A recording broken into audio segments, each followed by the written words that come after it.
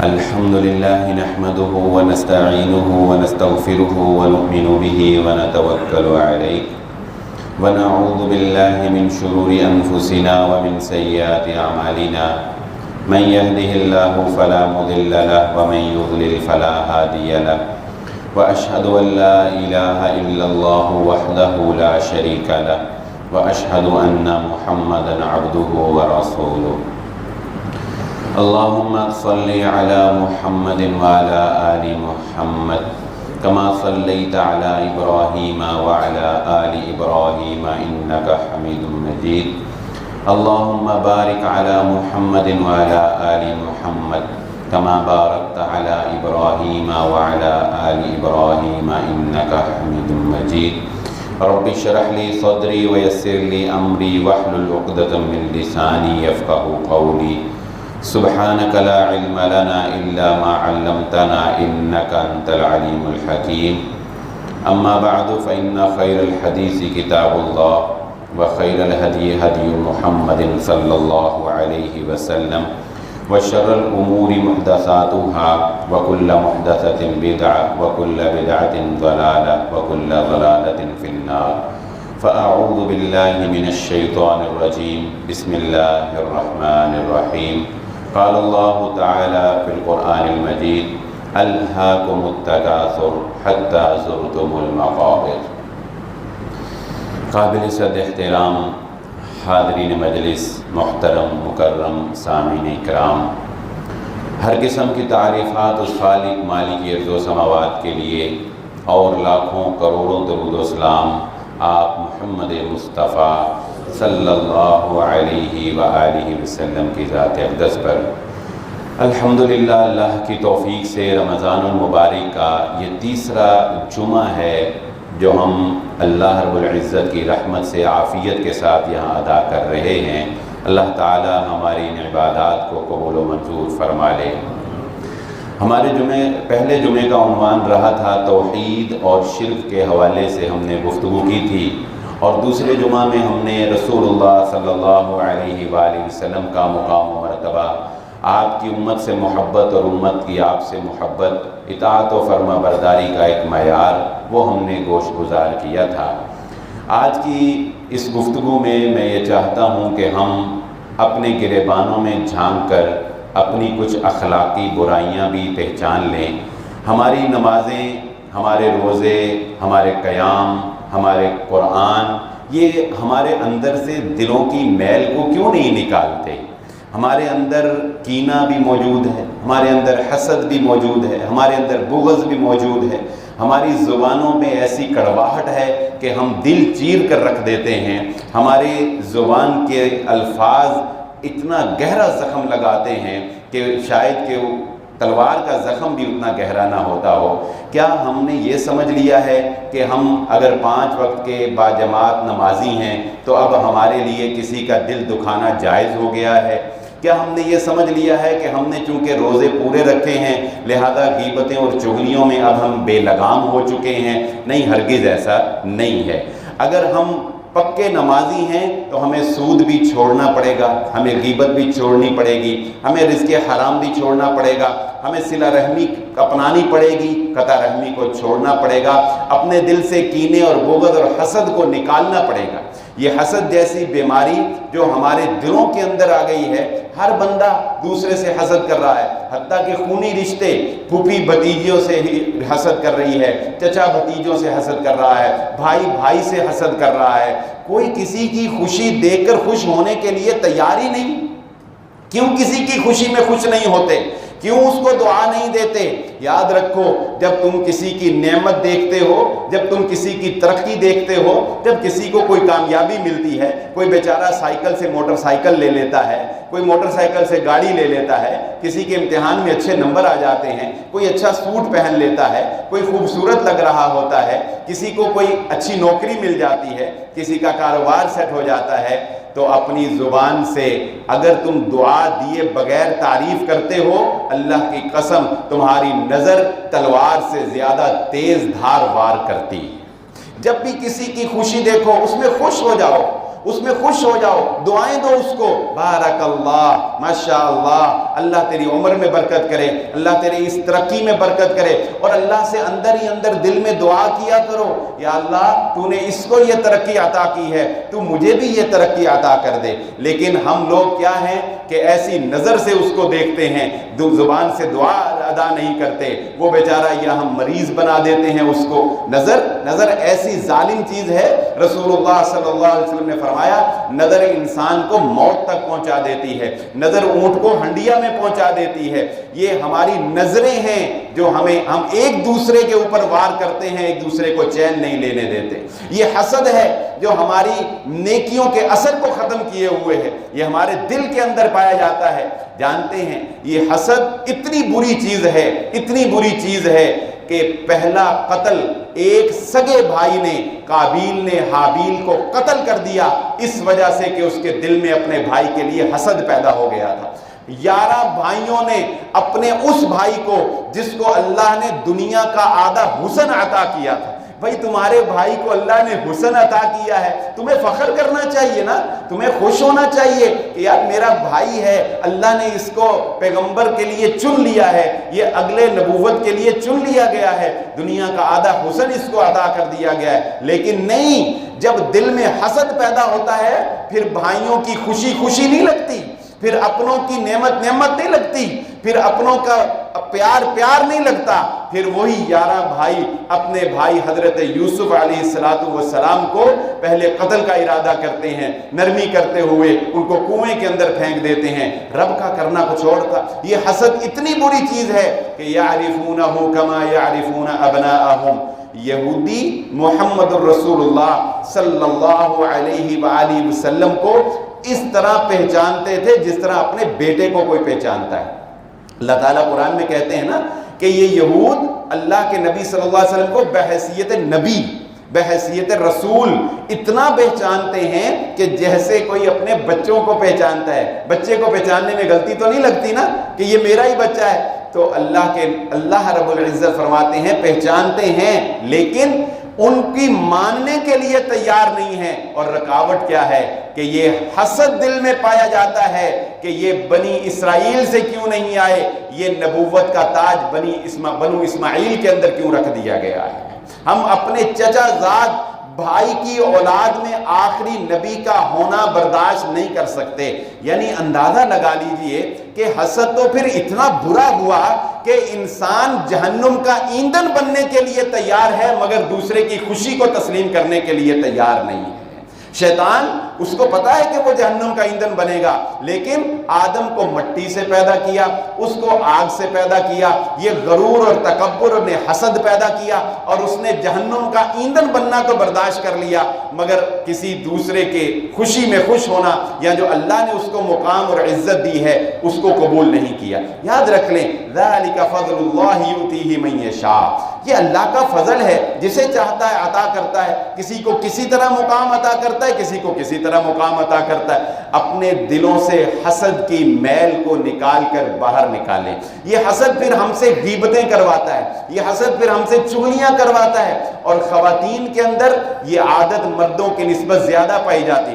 ہر محلے میں، ہم اسی معاشرے میں رہتے ہیں، ہر محلے میں ایک خاتون مشہور ہوتی ہے نا، اس کا کام ہی یہ ہوتا ہے ہر گھر میں جانا، لوگوں کی عزتیں اچھالنا۔ کسی کے گھر کی خبر مل گئی، ہمارے خاندانوں میں ایسی عورتیں ہوتی ہیں جو اس بارے میں مشہور ہوتی ہیں کہ اس کو کوئی بات پتہ چل جائے وہ سارے خاندان میں پھیلا دے گی۔ اللہ کی قسم، کون انسان ہے جس سے گناہ نہیں ہوتا؟ بڑا خوش نصیب ہے وہ انسان جس کو اپنے گناہوں پر نظر ہو اور وہ اپنے گناہوں کو دیکھ کر لوگوں کے گناہوں کو چھپا لے، وگرنہ یہ سودا بڑا مہنگا ہے۔ یاد رکھ لو، یہ سودا بڑا مہنگا ہے۔ اگر تم لوگوں کے گناہوں کو 10-20 آدمیوں میں پھیلا دیتے ہو، کون سا تیر مار لیا تم نے؟ وَتُعِزُّ مَن تَشَاءُ وَتُذِلُّ مَن تَشَاءُ، وہ عزت دینا چاہے تم ذلیل نہیں کر سکتے، وہ رسوا کرنا چاہے تم عزت نہیں دے سکتے۔ اپنے تئیں کوشش کرو گے، 20-30 آدمیوں کو بتا دو گے کہ وہ فلاں ایسا ہے، فلاں کا بچہ ایسا ہے، لیکن اگر اللہ نے انتقام لے لیا، اگر اللہ نے بدلہ لے لیا، جانتے ہو وہ راتوں کے اندھیروں میں چار دیواری میں چھپ کر جو گناہ کیے تھے، وہ پردے ڈال کر جو گناہ کیے تھے، وہ کل قیامت کے روز اگر ساری کائنات کے انسانوں کے سامنے آشکار کر دیے گئے، تمہارے پلے کیا رہ جائے گا؟ بتاؤ تو صحیح، یہ سودا کرنا چاہتے ہو؟ دنیا میں اپنوں کے عیوب اچھال کر قیامت کے روز اپنے عیوب کو کائنات کے سامنے پیش کروانا چاہتے ہو؟ اسی لیے رسول اللہ صلی اللہ علیہ وآلہ وسلم نے فرمایا، جو شخص یہ چاہتا ہے کہ قیامت والے دن اس کے عیب کی پردہ پوشی ہو جائے، اسے چاہیے دنیا میں اپنے مسلمان بھائیوں کے عیوب کی پردہ پوشی کیا کرو، ان کے عیبوں کو چھپایا کرو، ان کی تشہیر نہ کیا کرو۔ اگر اللہ نے تمہارے عیوب کو ظاہر کرنا شروع کر دیا تو یہ خوبصورت چہرہ، یہ میک اپ کر کے چہرہ جب شیشے کے آگے دیکھتی ہو تو تمہیں کتنا خوبصورت لگتا ہے، لیکن اللہ کی قسم اگر تمہارے عیب، یہ جوانی کس پر نہیں آتی، کس سے جوانی میں گناہ نہیں ہوتے، اپنی جوانی کے گناہوں کو یاد کر کے رویا کرو۔ اگر اللہ نے جوانی کے کیے ہوئے گناہوں کو آشکار کرنا شروع کر دیا، اپنا چہرہ آئینے میں دیکھو گے تو بدصورت نظر آئے گا، اپنوں کو چہرہ دکھانے کے قابل نہیں رہو گے، شوہر اپنی بیوی کا سامنا نہیں کر سکے گا، اولاد اپنے ماں باپ کا سامنا نہیں کر سکے گی، ماں باپ اپنے اولاد کا سامنا نہیں کر سکیں گے۔ یہ تو اس رب رحمان کی رحمت ہے کہ اس نے عیوب کو ڈھانپا ہوا ہے، اس نے عیوب کے اوپر پردے ڈالے ہوئے ہیں۔ لیکن یہ ہماری زبانیں ہیں کہ سنبھلنے کے لیے تیاری نہیں ہے۔ یہ غیبت جو ہماری مجلسوں کی رونق بن چکی ہے، محمد رسول اللہ صلی اللہ علیہ وآلہ وسلم نے اس کی تعریف یہ بیان فرما دی کہ اپنے مسلمان بھائی کے عیب کو اس کی عدم موجودگی میں بیان کرنا، اگر اس کے سامنے بیان کیا جاتا تو اس کو غصہ آتا، اس کی تضحیق ہوتی۔ صحابہ نے معصومیت سے پوچھا، اے اللہ کے نبی صلی اللہ علیہ وآلہ وسلم، اگر وہ برائی اس کے اندر پائی جاتی ہو پھر بھی بیان نہیں کر سکتے؟ پتہ ہے نا کہ ایک بندے نے فلاں غلطی کی ہے، فلاں گناہ کیا ہے، تو نبی صلی اللہ علیہ وسلم فرمایا اگر پائی جاتی ہے تو غیبت ہے، پائی نہیں جاتی پھر تو تم بہتان لگا رہے ہو۔ اور غیبت سے اگلا کام چغلی ہے۔ چغلی دو طرفہ ہوتی ہے، ایک بھائی کی بات دوسرے کو بتانا تاکہ اس کے دل میں نفرت پیدا ہو جائے، پھر اس کا جواب سننا، اور جن لوگوں کو چغلی کی عادت ہوتی ہے وہ جواب نکلوانا جانتے ہیں، ایسی بات کرتے ہیں، اگلا غصے میں بیچارہ کوئی ایسی غلط بات ہی کر دیتا ہے، پھر وہ بات دو باتیں ساتھ لگا کر اس کو جا کر بتاتے ہیں۔ خاندانوں کے خاندان سال ہر سال ایک دوسرے سے نفرت اگلتے رہتے ہیں، اور یہ چغلی کرنے والا اپنی عاقبت خراب کر چکا ہوتا ہے۔ محمد الرسول اللہ صلی اللہ علیہ وآلہ وسلم نے اس شخص کے بارے میں کہا تھا، یہ جو اب جب مسجد میں آئے گا یہ جنتی ہوگا۔ مختصر سناتا ہوں، وقت قلیل ہے۔ حضرت عبداللہ بن عمر رضی اللہ تعالیٰ عنہ اس کے گھر چلے گئے، چچا آپ کے گھر رہنا چاہتا ہوں، آپ کا مہمان بننا چاہتا ہوں۔ سادہ دور تھا، کہا آؤ۔ ایک دن، 2 دن، 3 دن، تیسرے دن کے بعد کہنے لگے، چچا جان تہجد آپ پڑھتے ہیں میں بھی پڑھتا ہوں، فرائض آپ پڑھتے ہیں میں بھی پڑھتا ہوں، میں نے آپ میں کوئی ایسی بات نہیں دیکھی کہ محمد الرسول اللہ صلی اللہ علیہ وسلم نے آپ کو جنت کا سرٹیفکیٹ جاری کر دیا۔ فرمایا بھتیجے اور تو کوئی نہیں، میں رات کو سونے سے پہلے اپنے دل سے اپنے تمام مسلمانوں کے لیے کینے کو نکال کر ان کو معاف کر کے سوتا ہوں۔ میرے دل میں کسی کے لیے نفرت نہیں ہوتی، میں کسی کا برا نہیں سوچتا، میں کسی کی خرابی نہیں سوچتا، میں کسی کے بارے میں نیگیٹو نہیں سوچتا، میں کسی کا زوال نہیں سوچتا، میں کسی کو حقیر نہیں سمجھتا۔ یہ آج کا انسان اللہ رب العزت تھوڑی سی دولت سے نواز دے، تھوڑے سے عہدے سے نواز دے، انسانوں کو اپنے ساتھ بٹھانا گوارا نہیں کرتا، کمزور کو ساتھ بیٹھ کر کھانا گوارا نہیں کرتا۔ بھلا تمہارا تکبر کیا تکبر ہو سکتا ہے؟ یاد رکھو تکبر صرف اللہ کی چادر ہے، تکبر صرف اللہ کی چادر ہے۔ اگر تم نے تکبر اختیار کیا تو ماضی میں نظر دوڑا کے دیکھ لو، نمرود بھی بڑا متکبر تھا، جس راستے سے گزرتا تھا کسی کو سر اٹھانے کی جرت نہیں، سر جھک جایا کرتے تھے۔ اللہ نے جب خاک میں ملایا ایک مچھر سے اس کے غرور کو نیست و نابود کر دیا۔ قارون بھی بڑا متکبر تھا، جب نکلتا تھا اونٹوں اونٹوں پر اس کا تجارت کا سامان، اس کے خزانے لادے جاتے تھے، اس کی چابیاں لادی جاتی تھیں۔ اللہ نے جب ذلیل کیا، اس کے ساز و سامان سمیت زمین کے اندر دھنسا دیا۔ فرعون بھی بڑا متکبر تھا، جو اس کو خدا نہ مانے اس کو قتل کروا دیتا تھا، اللہ رب العزت نے دریا میں غرق کر دیا۔ ابو لہب بھی بڑا متکبر تھا، لیکن جانتے ہو اس کا انجام کیا ہوا تھا؟ کوئی اس کی لاش کو دفنانے کے لیے تیار نہیں تھا۔ بدبودار لاش پڑی ہے، کوئی دفنانے کے لیے تیار نہیں تھا۔ تکبر کا انجام دنیا کے اندر بھی رسوائی ہے، آخرت کے اندر بھی رسوائی ہے۔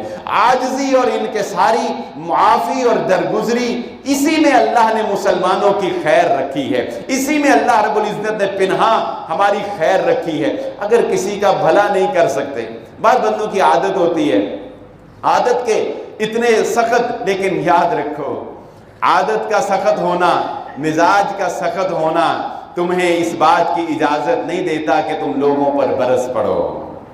اگر تمہارا مزاج ایسا ہے، اگر تمہاری طبیعت میں سختی ہے یا تمہارے اندر سنجیدگی ہے، تو آؤ میں تمہیں بتاتا ہوں، تمہارے اندر عمر ابن خطاب رضی اللہ تعالیٰ عنہ سے زیادہ سختی نہیں ہو سکتی ہے۔ ان کی ہیبت کا عالم تو یہ تھا کہ جس کے بارے میں اقبال نے بھی کہا تھا، سمٹ کر صحرا جن کی ہیبت سے ٹائی، کہ یہ صحرا جو ہیں یہ بھی ذرہ ذرہ ہو جائیں، وہ جن کے راستے میں شیطان بھی نہیں آتا تھا، جن کے راستے میں شیطان بھی نہیں آتا تھا، کتنی ہیبت ہوگی آپ بتائیں، کتنا جلال ہوگا، کتنا روب ہوگا۔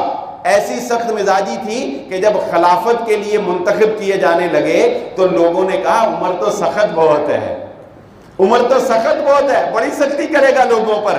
لیکن یاد رکھنا مسلمانوں، عمر کی سخت مزاجی نے کبھی کسی مسلمان کو گالی نہیں دی تھی، عمر نے کبھی کسی کی تذلیل نہیں کی تھی، عمر نے کبھی کسی کے اوپر ظلم نہیں کیا تھا، عمر نے کبھی بد کلامی نہیں کی تھی، اس نے غیبت کا دامن نہیں پکڑا تھا، اس نے چغلیاں نہیں کی تھی۔ وہ سخت گیر تھا تو صرف اللہ کے لیے، صرف دین کے لیے۔ اس کے مزاج میں سختی تھی لیکن اخلاق اس کے ساتھ ساتھ چل رہا تھا۔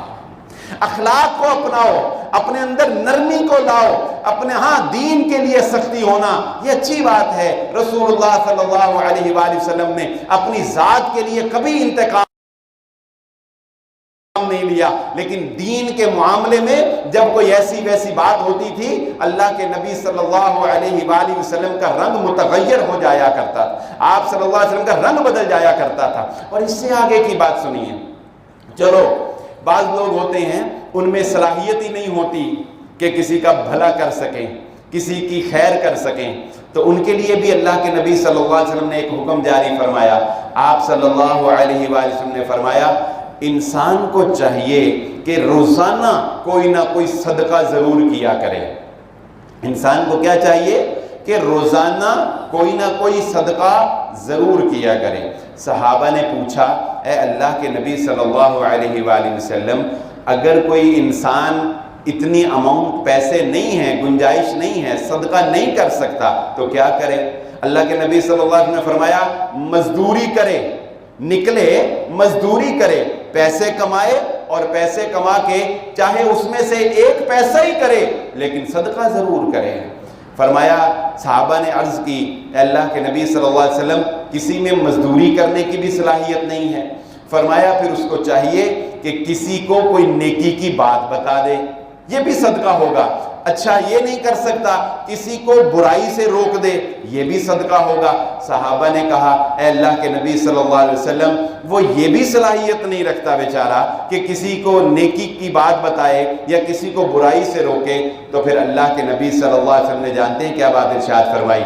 فرمایا پھر اس کو چاہیے اپنی زبان کو لگام دے، کم از کم اپنی زبان سے کسی کو تکلیف نہ پہنچائے، یہ بھی صدقہ ہی ہوگا۔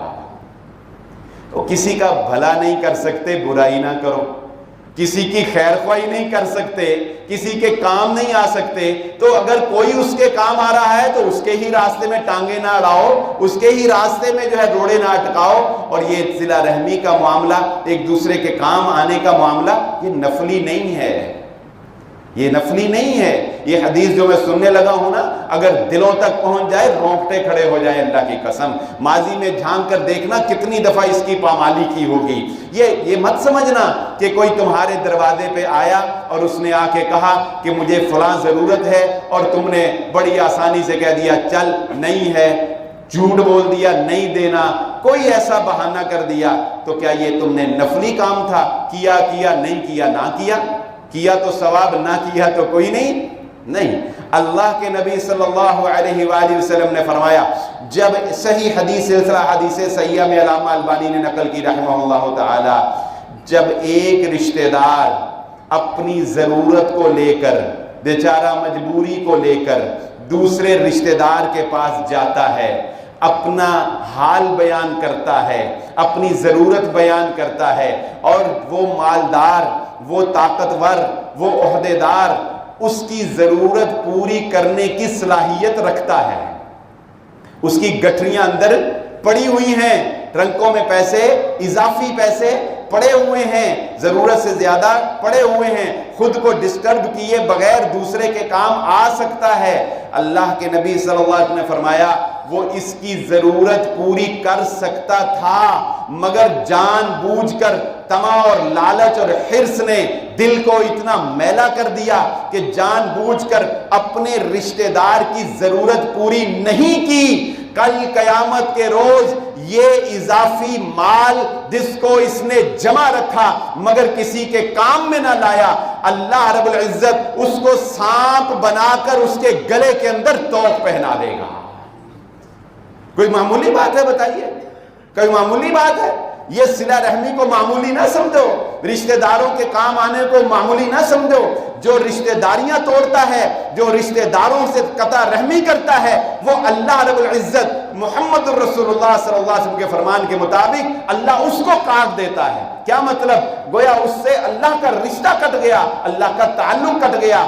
جو صلہ رحمی کرتا ہے، رشتہ داروں کو ملاتا ہے، رشتہ داروں کے کام آتا ہے، گویا کہ اللہ رب العزت اس کو اپنے ساتھ ملا لیتا ہے. اور اس بارے میں جب ہم اخلاقیات کی گفتگو سن ہی رہے ہیں تو اس بارے میں محمد الرسول اللہ صلی اللہ علیہ وآلہ وسلم نے خواتین کو بطور خاص عید کے موقع کے اوپر مخاطب کر کے کہا تھا کہ تم صدقہ زیادہ کیا کرو.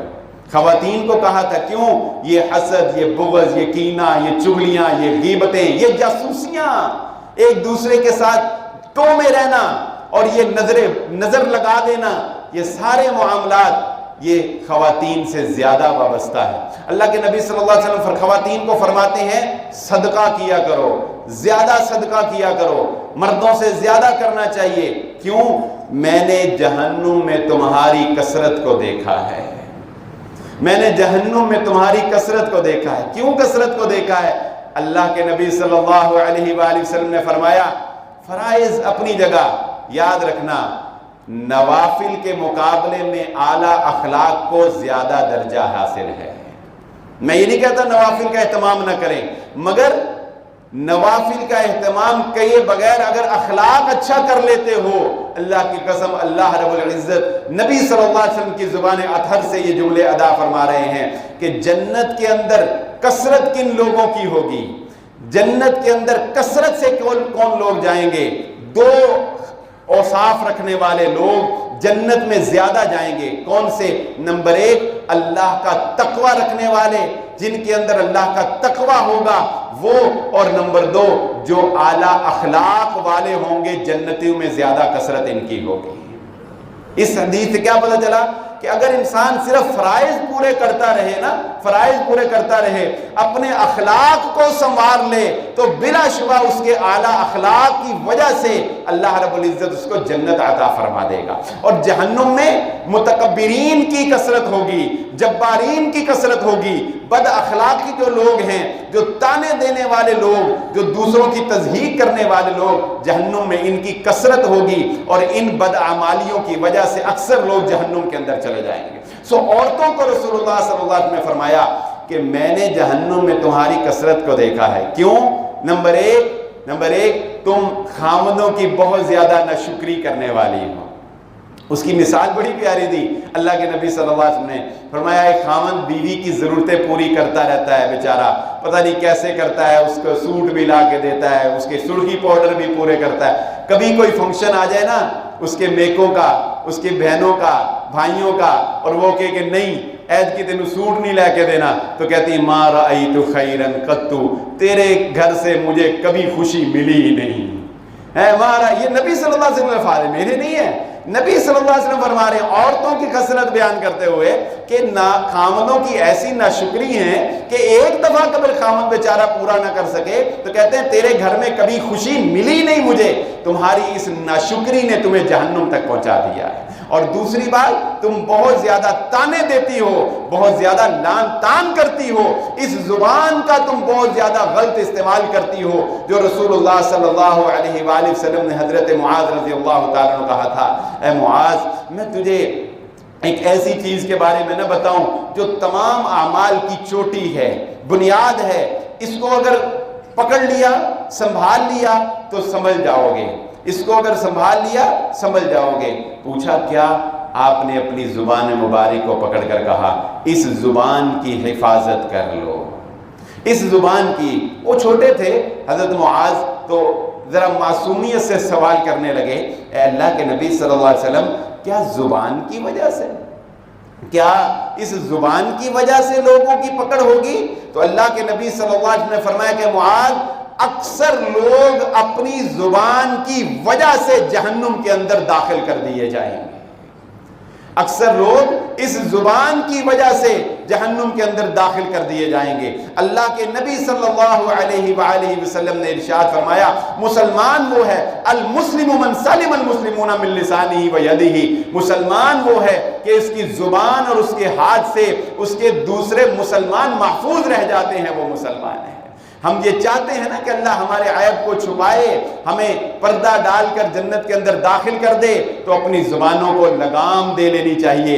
انسان تیری اوقات کیا ہے، تیری حیثیت کیا ہے اللہ رب العزت کی پکڑ کے مقابلے میں؟ اور آج افسوس کے ساتھ یہ کہنا پڑتا ہے کہ روزہ رکھ کے ہماری سحریاں کیا ہیں، ہماری سحریاں بھی ٹی وی کے آگے، جن میں ہمیں سکھایا ہی یہ جا رہا ہے ڈراموں میں، غیبتیں، چغلیاں، محبتیں، عشق ابتدا ہے، عشق انتہا ہے، محبت زندگی ہے، محبت اوڑھنا ہے، محبت بچھونا ہے۔ ہم افطاری کرتے ہیں تو بھی ہمیں ایک بڑی خوبصورت سی لڑکی جو ہے وہ دین سکھا رہی ہوتی ہے، بڑے خوبصورت سیٹ کے اوپر بیٹھی ہوئی ہوتی ہے، ہم ان سے بد اخلاقیاں بھی اپنی بچیوں کو سکھا رہے ہیں، طلاق کی شرح بھی بڑھتی چلی جا رہی ہے، بدتمیزی کو ہم نے بہادری کا نام دے دیا ہے، بدتمیزی کو اب ہم نے بہادری کا نام دے دیا ہے، اور بدمعاش ہونے کو آج کا نوجوان بڑا فخر سمجھتا ہے۔ بدمعاش کا معنی پتہ کیا ہوتا ہے؟ معاشرے کا بدترین شخص، معاشرے کا بدترین شخص۔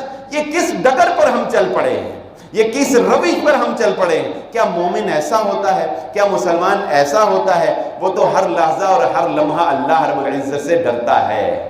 تمہیں سکھایا کیا جاتا ہے ان ڈراموں اور فلموں میں؟ تمہیں سکھایا کیا جاتا ہے؟ تمہیں نرمی نہیں سکھائی جاتی، اخلاق نہیں سکھایا جاتا، درگزر نہیں سکھایا جاتا، تمہیں سکھایا جاتا ہے انتقام لو، بدلہ لو۔ کسی کی لڑکی پسند آ گئی، اس سے شادی نہیں ہو سکی، جلا دو اس کے ماں باپ کو بھی، جلا دو ساری دنیا کو، لڑ پڑو ساری کائنات سے، رقیب تمہارا بن گیا، اس کو یہ کر دو وہ کر دو۔ کیا دیکھ رہے ہیں ہم لوگ؟ اپنے بچوں کو کیا دکھا رہے ہیں؟ نہیں، دین اسلام انتقام نہیں سکھاتا۔ اور تمہاری کیا اوقات ہے کہ تم انتقام لے سکو؟ تمہاری کیا اوقات ہے کہ تم انتقام لے سکو؟ تمہاری طاقت ہی کیا ہے کہ تم کسی سے بدلہ لے سکو؟ اللہ کی قسم، بدلہ لینے کی طاقت تو ان میں تھی کہ جن کو اللہ رب العزت نے فرشتہ بھیج کر کہا تھا اے محمد صلی اللہ علیہ وسلم، کوئی ہاتھ نہیں اٹھانا پڑے گا، کوئی کلاشنکوف لے کر نہیں بھاگنا پڑے گا، کوئی تھانے جا کے پرچہ نہیں کٹانا پڑے گا، کسی جج کو رشوت دے کے اپنے حق میں فیصلہ نہیں کروانا پڑے گا، کوئی جھوٹے کیس نہیں کرنے پڑیں گے کسی کو رسوا کرنے کے لیے۔ ان دو لبوں کو ہلا کر اس فرشتے کو صرف اجازت دے دیں، یہ پہاڑوں کو ملا دے گا، طائف والوں کا قیمہ بن جائے گا۔ دنیا نہیں جانے گی کہ طائف نام کی کوئی بستی تھی، بتائیں ایسی طاقت کسی کے پاس ہے؟ لیکن اس طاقت کے باوجود ہمارے نبی ہمیں سکھا رہے ہیں لوگوں درگزر کرنا، معاف کرنا، درگزر کرنا، معاف کرنا۔ کافروں کو معاف کیا، کافروں سے درگزر کی جنہوں نے آپ کو لہو لہان کیا ان کو معاف کر دیا۔ تکبر میرے نبی محمد الرسول اللہ صلی اللہ علیہ وسلم نے سکھایا۔ اور اس سے بھی آگے چلے جاؤ، اگر اللہ نے انتقام لے لیا، اگر اللہ نے تمہیں پکڑ لیا تو یاد ہے، پتہ ہے، تمہارا اپنا بھائی، تمہارا اپنا باپ، تمہارا اپنا بیٹا تمہارے ہاتھوں میں تمہارے سامنے چلا گیا، بتاؤ روک سکے ہو؟ اگر تمہیں اتنا ہی لگتا ہے فلولا ان کنتم غیر مدینین ترجعونها ان کنتم صادقین، اگر تمہیں لگتا ہے تم پر کسی کا زور نہیں چلتا، بڑے طاقتور، جس کو چاہو ذلیل کر دو، جس کو چاہو نیچا کر دو، جس کو چاہو اپنے سامنے بچھاڑ لو، بڑے طاقتور ہو۔ اللہ کہتے ہیں اچھا دیکھ، تیری طاقت بھی دیکھ لیتے ہیں، تیرے سامنے پڑا ہوا تیرا اپنا پیارا، تیرا بیٹا، تیرا لخت جگر، نوجوانی کے عالم میں بیماری کوئی نہیں تھی، ہم اس کو اپنے پاس بلانے لگے ہیں، لے اگر تجھ میں اتنی طاقت ہے تو اس کو روک کر دکھا دے۔ پھر جب ہمارے پاس آ جائے گا دیکھنا ہم اس کو اتنا لاغر کر دیں گے، یہ اپنی پلکیں بھی اپنی مرضی سے نہیں گرا سکے گا۔ وہ جو کبھی اپنے لباس پر چونٹی نہیں بیٹھنے دیتا تھا، آج اس کے لباس کو غسل دینے والے کینچی سے کاٹ کر الگ کر دیں گے۔ وہ کبھی اس کی ٹانگیں اوپر کریں گے، کبھی آپ نے میت کو غسل دیتے دیکھا ہے نا، کبھی اس کی ٹانگیں ادھر کرتے ہیں، اس کو ادھر سے دائیں الٹاتے ہیں، اس کے ہاتھوں کو اٹھاتے ہیں۔ آج وہ بول بھی نہیں سکتا، محتاج ہے، محتاج، آپ کے کندھوں کا محتاج، آپ کے بازوؤں کا محتاج، اور اس سپرد خاک کر کے آ جاؤ گے تو تکبر کو خاک میں ملا دے گا یہ سارا نظام۔ اور اللہ بتاتے ہیں کہ انسان تیری اوقات کوئی نہیں ہے، تیری حیثیت کوئی نہیں ہے، اور اگر وہ انتقام لینے پر آئے عزیز ذو انتقام تو اس کا انتقام ایسا ہے، کلما نضجت جلودہم بدلناہم، وہ جہنم کی آگ جو اس آگ سے 70 گنا زیادہ تیز بھڑکنے والی ہے، جب یہ جلدیں جل جائیں گی اللہ کہتے ہیں ہم عذاب میں کمی نہیں آنے دیں گے، یہ جلد جلے گی، یہ نہیں آئے گی، یہ پھر جلے گی، یہ پھر نہیں آئے گی، یطوفون بینہا وبین حمیم آن، اسے تم زندگی نہ کہو، وہ اس لائق نہیں ہے کہ اسے زندگی کہا جائے، موت ہم وہاں پر آنے نہیں دیں گے۔ اور جہنمی کہیں گے اللہ، چیخ چیخ کر کہیں گے اللہ یہ آگ کا عذاب برداشت نہیں ہوتا، ہمیں کھولتے ہوئے پانیوں میں بھیج دیا جائے، کھولتے ہوئے پانیوں میں بھیج دیا جائے گا۔ کھولتے ہوئے پانیوں میں جب جلیں گے وہ کہیں گے اللہ یہ کھولتے ہوئے پانیوں کا عذاب برداشت نہیں ہوتا، ہمیں دوبارہ آگ میں بھیج دیا جائے۔ اللہ کہتا ہے یطوفون بینہا وبین حمیم آن، گردشی کرتے رہیں گے، ہم عذاب میں تخفیف نہیں آنے دیں گے۔ بتاؤ تمہاری اوقات کیا ہے؟ اگر اللہ نے تمہیں پکڑ لیا تو کہاں جاؤ گے مسلمان؟ اللہ تعالی ہم سب کو جہنم کے عذاب سے محفوظ فرمائے۔ ہم میں سے ہر کوئی یہ چاہتا ہے ہمیں معافی مل جائے، اللہ ہمیں معاف کر دے، اللہ ہم سے درگزر کر دے۔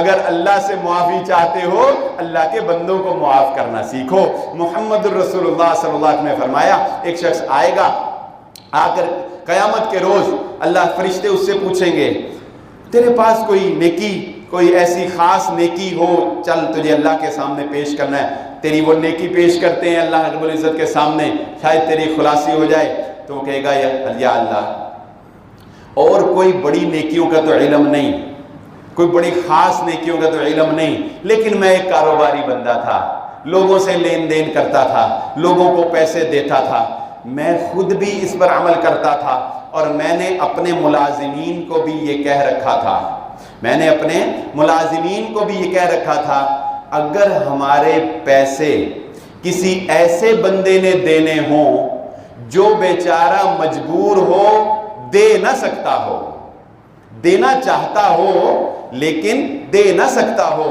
تو تم نے اس کو تنگ نہیں کرنا، اس کو ڈھیل دیتے رہنا ہے، اسے آسانی جب ہوں گے دے دینا، جب ہوں گے دے دینا۔ اپنا تو سلسلہ چل ہی رہا ہے نا، اپنا بھی سلسلہ چل رہا ہے، اور اس کے آ جائیں تو بونس ہی ہے، نہ آئیں تو اپنا نظام نہیں رکتا، اسے تنگ نہیں کرنا۔ اللہ میں تیرے بندوں پر آسانی کرتا تھا۔ اللہ کے نبی صلی اللہ علیہ وسلم جانتے ہیں کیا فرمایا؟ فرمایا اللہ رب العزت فرمائیں گے یہ میرا بندہ، میں مالک، میں خالق، میں رازق، میں مالک الملک، یہ ادنا سا بندہ ہو کر میرے بندوں پر آسانی کرتا تھا، آج میں اس پر آسانی کرتا ہوں، اس کی اس نیکی کے بدلے اسے جنت میں داخلہ عطا فرما دیا۔ اپنے اس ماہ مبارک کے اندر ضرورت ہے اس بات کی اپنے گریبانوں میں جھانک کر دیکھیں، بڑے ہی اخلاق کے برے ہیں ہم، بڑے ہی بدتمیز ہو چکے ہیں ہم تو کوئی گاڑی آگے لے کے چلا جائے نا تو اس کو گھور کر دیکھنا شروع کر دیتے ہیں، مونچھوں کو تاؤ دے کر سمجھتے ہیں کہ ہم سے کوئی مقابلہ نہیں کر سکتا۔ اچھا، بعض عادتیں ایسی ہوتی ہیں انسان کے اندر تکبر پیدا کر دیتی ہیں۔ یہ شلوار کو ٹخنوں سے نیچے رکھے نا تو تکبر پیدا ہوتا ہے۔ رسول اللہ صلی اللہ علیہ وسلم نے شلوار کو ٹخنوں سے اوپر رکھنے کے لیے کیوں کہا؟ یہ نیچے رکھنا تکبر کی علامت ہے۔ یہ مونچھیں بڑی بڑی رکھ کے ان کو تاؤ دینا، خام خواہی شیطان انسان کے اندر تکبر پیدا کر دیتا ہے۔ یہ باڈی بلڈنگ کر کے بڑے فٹنگ والی شرٹیں نوجوان پہنتے ہیں نا، کیا کرتے ہیں؟ شیطان دل میں ڈالتا ہے، دیکھ تیرا جسم اتنا مضبوط ہے، کوئی تجھ سے مقابلہ نہیں کر سکتا۔ زمین پر اکڑ کر چلتے ہیں، زمین کو پھاڑ سکتے ہو؟ نہیں پھاڑ سکتے۔ بڑے ہی ہم اخلاقی طور پر گر چکے ہیں۔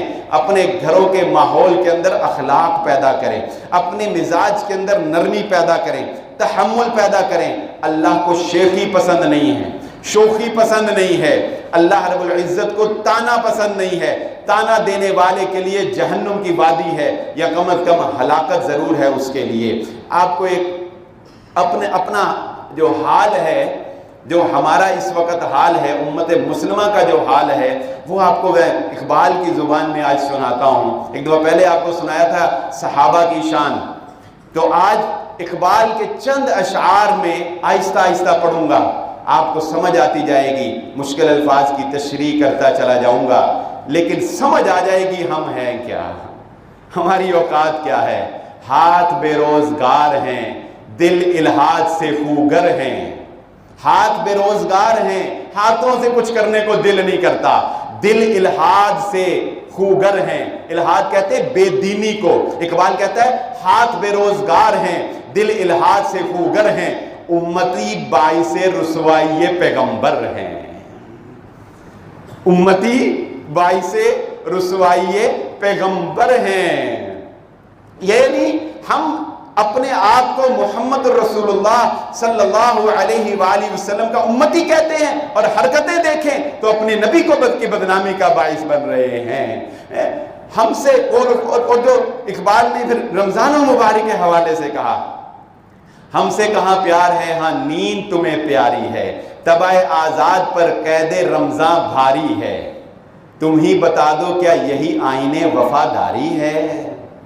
تم ہی طبع آزاد یعنی تم آزاد رہنا چاہتے ہو، طبع آزاد پر قید رمضان، یہ رمضان کے روزے رکھنا تمہیں بڑے مشکل لگتے ہیں، سروے کر کے دیکھو کتنے لوگ روزے رکھتے ہیں۔ اللہ نے کتنی رحمت کی، مئی کا مہینہ کتنا ٹھنڈا کر دیا، نہ رکھنے والوں نے پھر بھی نہیں رکھے، رکھنے والوں نے رکھنے ہیں۔ لیکن یہ ایک اور نہ رکھنے والوں پر میں سمجھتا ہوں ایک اور ضرب کاری ہے کہ اللہ نے موسم بھی ٹھنڈا کر دیا پھر بھی نہیں رکھتے۔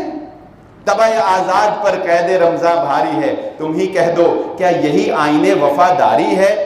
جن کو آتا نہیں دنیا میں کوئی فن تم ہو، جن کو آتا نہیں دنیا میں کوئی فن تم ہو، اپنے ہی نشیمن کی جنہیں پرواہ نہیں تم ہو۔ تم ہی وہ قوم ہو جسے پرواہ نشیمن نہیں ہے، یعنی تم وہ ہو جنہیں اپنے ملک کی فکر نہیں، اپنے گھر کی فکر نہیں، تم وہ ہو۔ بیچ کھاتے ہیں جو اسلاف کے مدفن تم ہو، ہونکوں جو نام قبروں پر تجارت کر کے کیا نہ بیچو گے جو مل جائیں گے صنم پتھر کے۔ یہ بڑا سخت شعر ہے۔ اقبال نے کہا ہونکوں جو نام قبروں پر تجارت کر کے کیا نہ بیچو گے جو مل جائیں گے صنم پتھر کے۔ اس نے کہا تم قبروں پر اپنے اسلاف کے کفن بیچ کر قبروں سے پیسے کما رہے ہو، تم سے یہ بعید نہیں کہ تمہیں پتھر تھما دیے جائے، وہ بھی بیچنا شروع کر دو گے، بتوں کے پتھر، تم بت بھی بیچو گے، تم قبروں پہ تجارت کرتے ہو۔ صفحہ ہستی سے باطل کو بتایا کس نے، صفحہ ہستی سے باطل کو مٹایا کس نے، نوع انسانی کو غلامی سے چھڑایا کس نے، میرے کعبے کو جبینوں سے بسایا کس نے، میرے قرآن کو سینوں سے لگایا کس نے۔ تھے تو وہ آباد تمہارے ہی مگر تم کیا ہو، ہاتھ پہ ہاتھ دھرے منتظر فردا ہو۔ منفعت ایک ہے اس قوم کی نقصان بھی ایک ہی سب کا نبی، دین بھی ایمان بھی ایک، حرم پاک بھی اللہ بھی قرآن بھی ایک، کچھ بڑی بات تھی جو ہوتے مسلمان بھی ایک۔ فرقہ بندی ہے کہیں اور کہیں ذاتیں ہیں، کیا زمانے میں پنپنے کی یہی باتیں ہیں؟ تم فرقہ واریت پر قتل و غارت کرو، ذاتوں پر قتل و غارت کرو. کیا زمانے میں پنپنے کی یہی باتیں ہیں؟ قلب میں سوز نہیں، روح میں احساس نہیں. قلب میں سوز نہیں، روح میں احساس نہیں. کچھ بھی پیغام محمد کا تمہیں پاس نہیں. واعظ قوم کی وہ پختہ خیالی نہ رہی، برق طبعی نہ رہی، شعلہ مقالی نہ رہی. رہ گئی رسم اذاں، روح بلالی نہ رہی. فلسفہ رہ گیا، تلقین غزالی نہ رہی. مسجد مرثیہ خواہ ہے کہ نمازی نہ رہے، یعنی وہ صاحب اوصاف حجازی نہ رہے.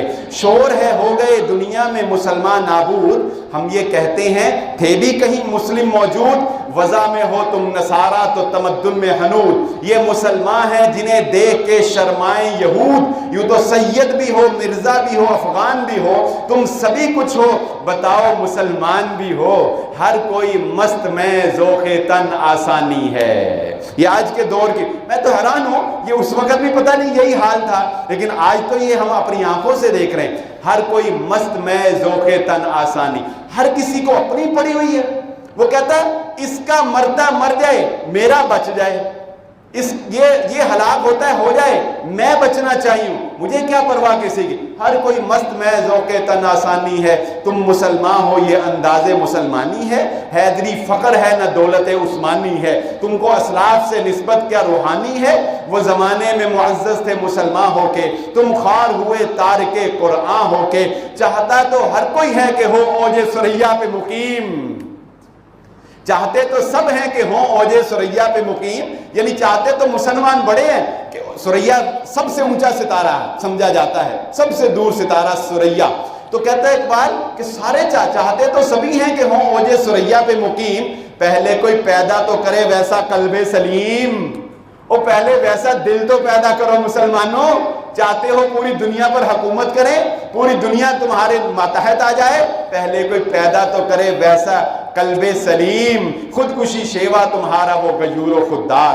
تم اخوت سے گریزاں وہ اخوت پہ نثار. تم گفتار سراپا وہ سراپا کردار. تم ترستے ہو ایک کلی کو وہ گلستان بکنار. اب تلک یاد ہے قوموں کو حکایت ان کی، نقش ہے صفحہ ہستی پہ صداقت ان کی. بتاؤ اپنا اندر نظر آیا کہ نہیں آیا؟ اپنے اندر گریبانوں میں جھانک کر اپنی حالت زار نظر آئی کہ نہیں آئی؟ یہ ہے ہماری حالت. ہم پتہ نہیں کس طرف جا رہے ہیں. اللہ رب العزت سے دعا ہے اللہ مجھے اور آپ کو اپنی اصلاح کرنے کی توفیق عطا فرما دے. وما علیہ الا البلاغ المبین.